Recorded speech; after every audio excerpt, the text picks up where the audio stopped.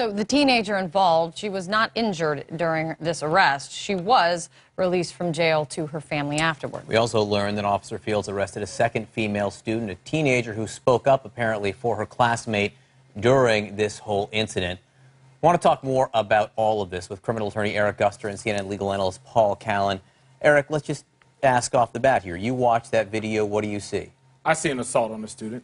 There is no justification for what that SRO did to this young lady.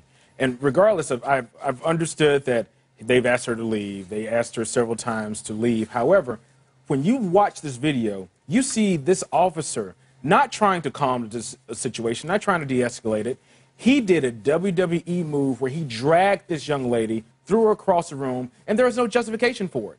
The only justification that he could have is if she had a gun or something. That's the only thing that he could justify that type of action for. And what we're seeing so much in these schools is the criminalization of minor offenses. This girl was taken to jail for this. This is something where this is an administrative action that should have been handled by the school, a suspension or detention or something like that, not an arrest. So, Paul, what do you think? Do you think what Eric's saying is it doesn't even matter to him what precipitated this event because what he did was bad enough?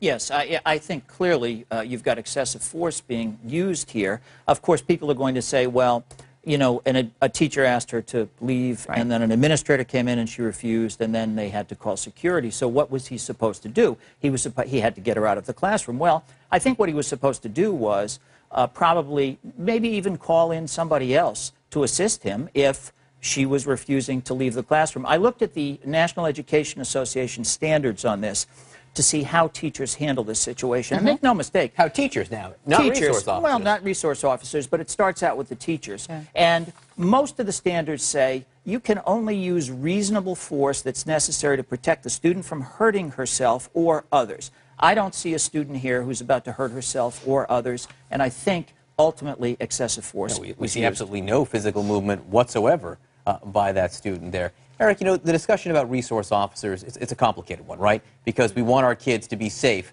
in their schools. There, right? And they do a lot inside these schools to help keep them safe and to watch things going on.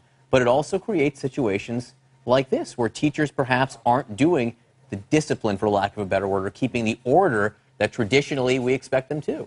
And that is what's happening. This is the beginning of this is an example of the school to prison pipeline that we talk about all the time.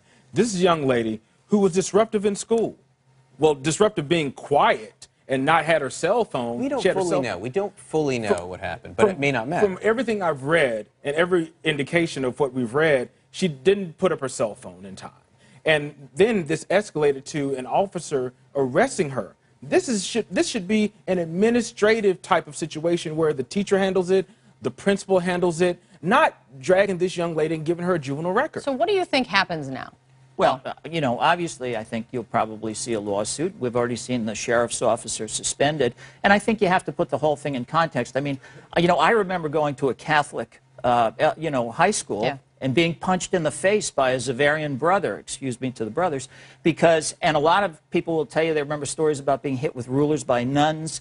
A lot of discipline was used in the past with students, but we've changed. Times have changed. We don't treat children this way. And the resource officers and the police have to adjust to the new set of rules, and the teachers as well. All right, Paul Callan, Eric Guster, thanks for the discussion. Appreciate it, guys. Thanks, guys. Thank you.